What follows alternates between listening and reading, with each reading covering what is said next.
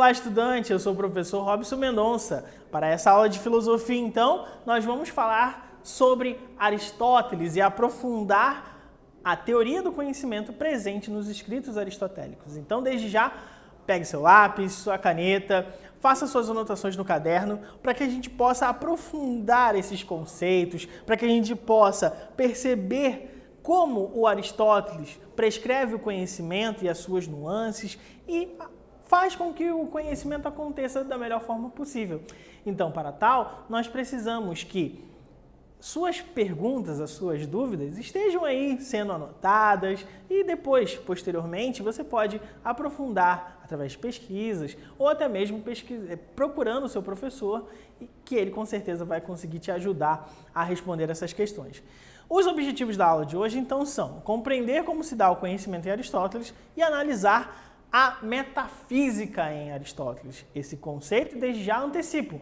A metafísica é uma das áreas presentes na filosofia que investiga a condição do ser e, principalmente, aquilo que está para além do físico, da physis, né? Que está para além da natureza. Então, a metafísica, enquanto área do conhecimento, vai buscar a essência das coisas. E aqui nós vamos perceber aonde isso se encontra na filosofia aristotélica.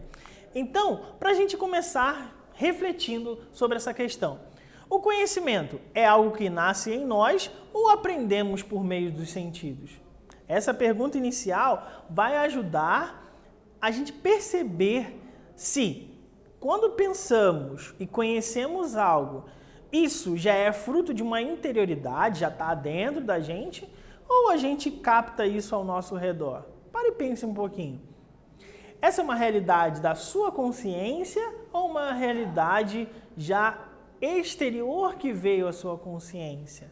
É inata ou não? Ou seja, quando nós paramos para pensar se são os nossos sentidos que conhecem o mundo ou se o conhecimento é inato, nós estamos ali direcionando essas questões já no Aristóteles para uma possibilidade de levarmos em consideração que a sua reflexão vai nos apontar os sentidos como algo importante, mas também a consciência como algo decisivo. Então, na aula de hoje, a metafísica em Aristóteles e as perguntas que fazem, essa reflexão acontecer. O que é metafísica e como Aristóteles entende o conhecimento? Essas duas perguntas nos ajudam a perceber que Aristóteles entende a metafísica como a possibilidade de pensarmos o ser das coisas, as essências, e o conhecimento é fruto também da nossa disposição com os nossos sentidos para conhecer, pesquisar e aprofundar esses conhecimentos. O Aristóteles foi um filósofo que diferenciou-se um pouquinho dos seus antecessores, Sócrates e Platão principalmente. Ele fez investigações que levavam em consideração os sentidos e, a partir dessa possibilidade, é que vem a metafísica, a partir dessa noção mais voltada aos nossos sentidos. Então, se nós olharmos aqui, para essas imagens, nós vamos ter aqui a escola de Atenas, com Platão e Aristóteles ali, já apontando os sentidos diferentes. Então, enquanto o Aristóteles está ali apontando para a Terra, ou seja, para as questões materiais dos nossos sentidos, o Platão apontando para o mundo das ideias. Então, já vemos aqui essa diferença. Então, quando Aristóteles vai fazer as suas pesquisas sobre o que é o conhecimento, sobre como ele se dá, ele vai apontar num sentido mais amplo, mais voltado para a nossa realidade. Tanto que uma das descrições aparece nessa imagem, que a abóboda celeste ela é como se fosse uma cúpula, e aí o Aristóteles investe a sua reflexão sobre esse horizonte, em que nós percebemos já uma definição quase que voltada a um contexto mais científico. Nós não podemos chamar de ciência ainda, mas nesse sentido. Aqui nós temos o Aristóteles e uma outra questão importante do Aristóteles é o seu trabalho com Alexandre o Grande, como um tutor, no qual ele ensinava determinadas questões filosóficas para o mesmo. Então, vamos fazer uma pausa agora e aprofundar esse conhecimento que temos até esse momento.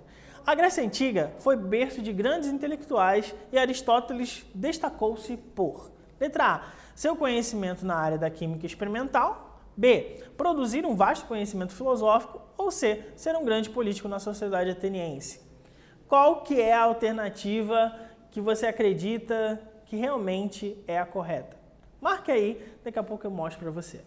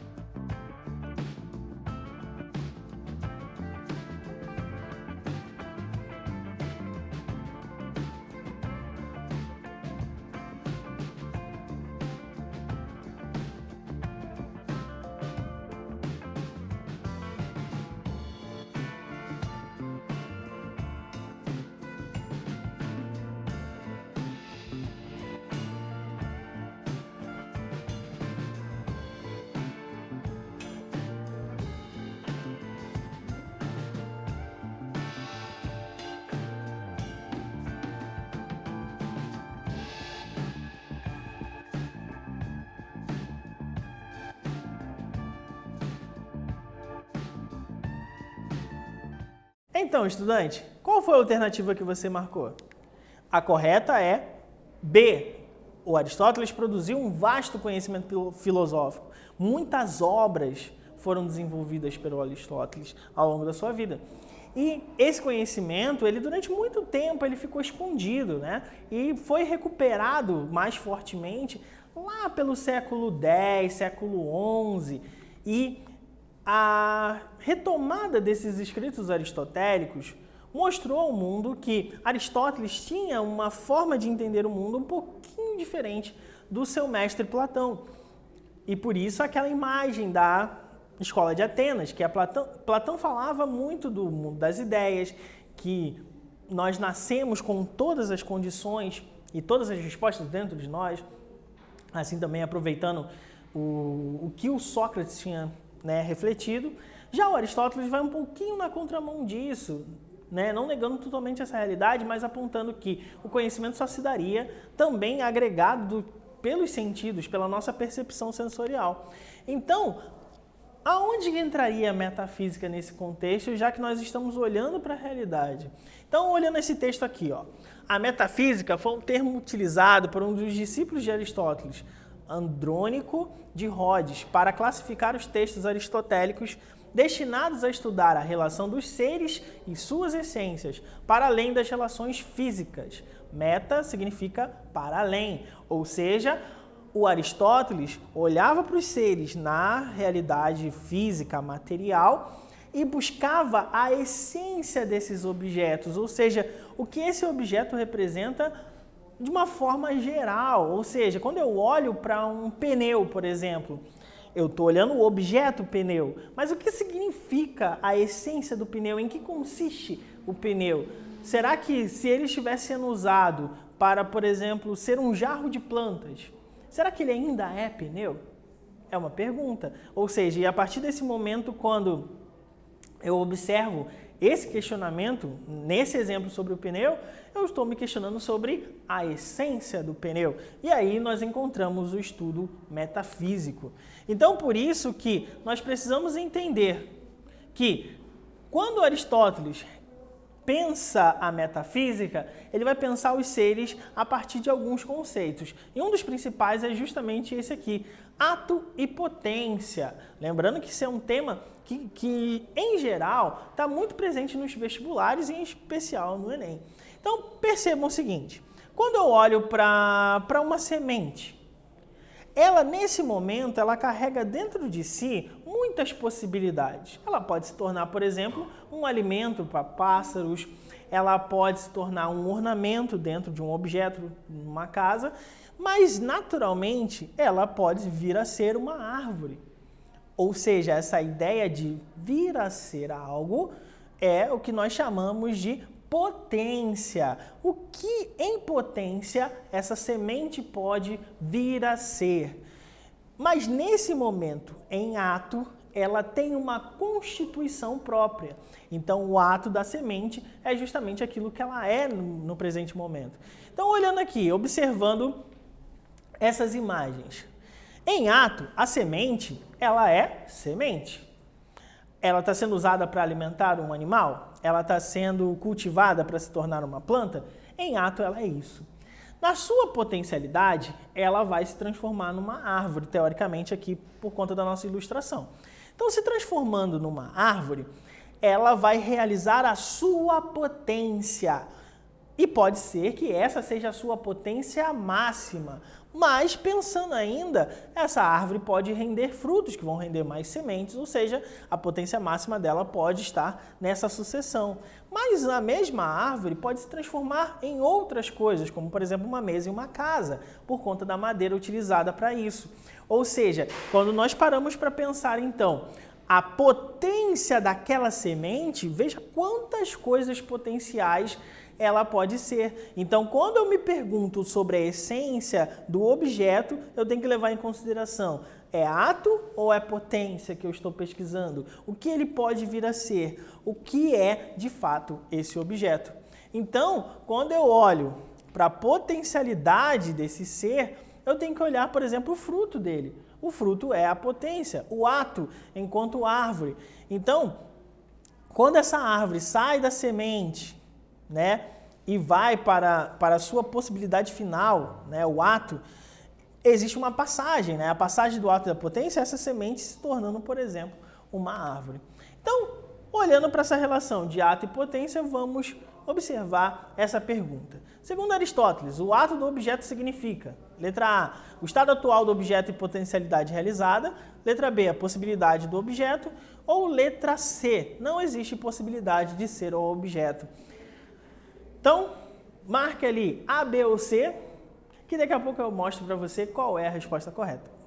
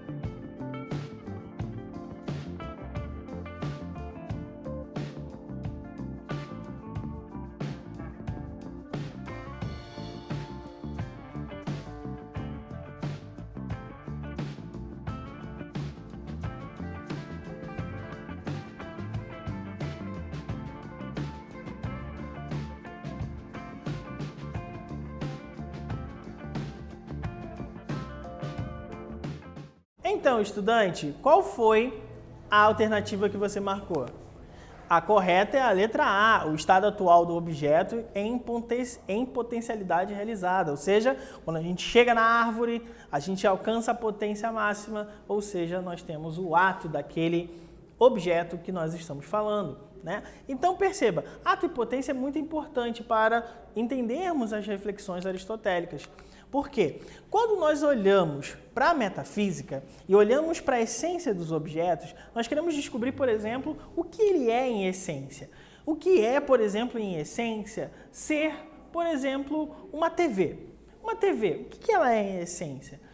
é uma transformação, é uma transmissão de imagens e tudo mais. Eu não sei como nós poderíamos definir isso agora nesse momento. Mas perceba, a partir do momento que eu me dedico a entender o que toda TV significa, eu estou observando o ser enquanto ser da TV. Então, por isso que Aristóteles afirma que a filosofia primeira, a metafísica, se ocupa da investigação do ser enquanto ser. Ou seja, nós precisamos ter aquela noção de que existe coisa que é inerente ao objeto, que é pertencente à identidade desse objeto. E existem outras coisas que, se retiradas do objeto, elas não vão comprometer a essência desse objeto. Então, existe a noção de essência e acidente. Ou seja, o acidente, segundo Aristóteles, é justamente aquela coisa que está no objeto, mas que não necessariamente precisa estar ali. Que, se retirada, não vai fazer com que aquele objeto, aquela circunstância, aquele ser perca a sua identidade. Já a essência, sim. Quando eu retiro a essência do objeto, o objeto deixa de ser o que ele é e aí ele pode se transformar em outra coisa.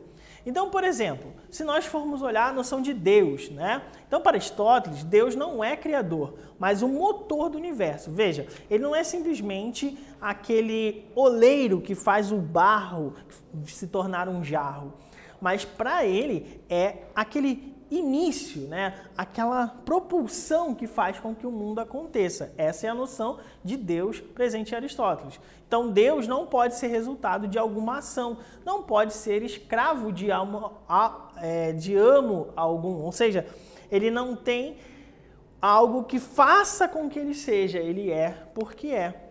Então, por exemplo, as ações no nosso mundo são norteadas porque existe esse motor imóvel inicial, esse motor que faz com que as coisas aconteçam.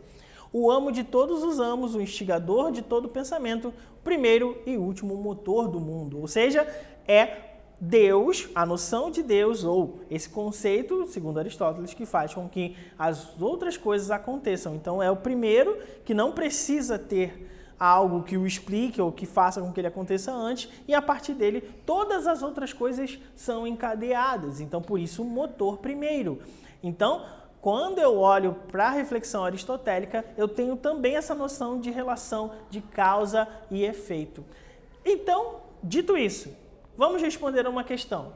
Segundo Aristóteles, Deus não é um ser criador, pois, letra A, ele realiza e inventa o mundo, letra B, faz o universo ser uma consonância em torno de si, ou letra C, é o motor do universo sendo a fonte de toda a ação. Ou seja, qual é a resposta correta?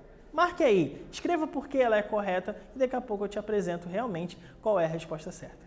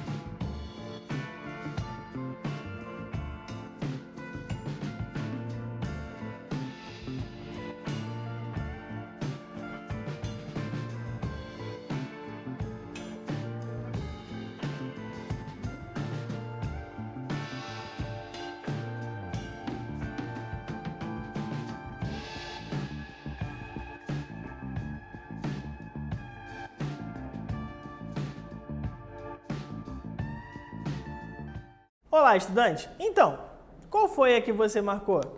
A letra correta é a C, é o motor do universo sendo a fonte de toda ação. Então, Deus, nesse caso, é o que dá o início. E aí, todas as coisas, por causa e consequência, elas acabam acontecendo. Então, para que a gente entenda, o Aristóteles tem alguns princípios que fazem a gente entender essas relações e que, a partir do momento que eu observo essas questões iniciais, né, esses princípios vão nortear a nossa própria reflexão. Então, o primeiro deles é o princípio de identidade. Se eu tenho uma proposição, ela é sempre ela mesma. Se algo é verdadeiro, então é verdadeiro. E por mais óbvio que pareça, quando eu tenho o princípio de identidade, eu vou preservar que algo que eu falei, afirmei, né, numa determinada reflexão, como sendo aquela coisa, ele vai permanecer sendo aquilo. Um outro princípio é o da não contradição. Uma proposição somente pode ser falsa ou verdadeira, e não ambas. Ou seja, se nós observamos esses princípios, e principalmente o da não contradição, nós estamos afirmando que, se eu afirmo que algo é verdadeiro, ele não pode ser verdadeiro e falso ao mesmo tempo. Ele tem que ser ou verdadeiro ou falso, e sempre serão desse nível.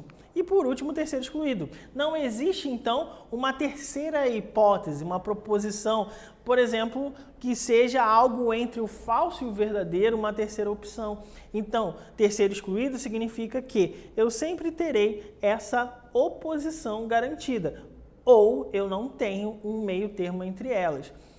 Esses princípios é encontrado na lógica aristotélica, que é justamente aquilo que nos permite organizar os nossos pensamentos de tal forma que leve a uma compreensão mais segura do conhecimento. Então, por isso que, nesse momento, é importante a gente pegar esses princípios e tentar entender essa pergunta aqui. O princípio de contradição diz, letra A, se algo é verdadeiro, é verdadeiro. Letra B, uma sentença só pode ser falsa ou verdadeira. Ou letra C, não existe terceira hipótese, somente verdadeiro ou falso. Marque aí aquela que você acha que realmente condiz com o princípio de contradição e daqui a pouco eu te mostro qual é a resposta correta.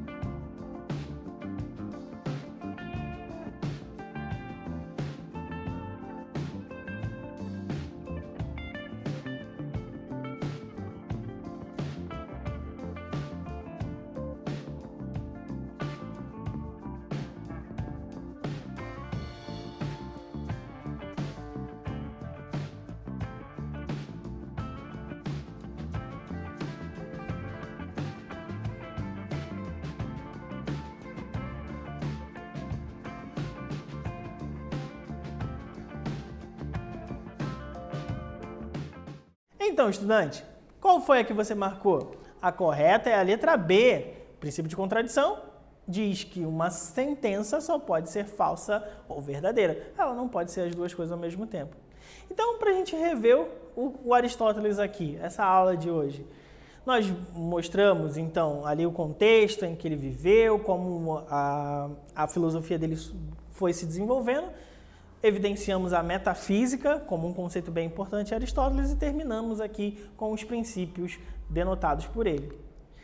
Então, para que a gente possa ainda mais aprofundar esses conceitos, leve em consideração o seguinte: Aristóteles é um filósofo antigo que até hoje tem a sua relevância nesses escritos e, em especial, a partir daquilo que ele escreveu sobre teoria do conhecimento e tantas outras áreas que ele escreveu.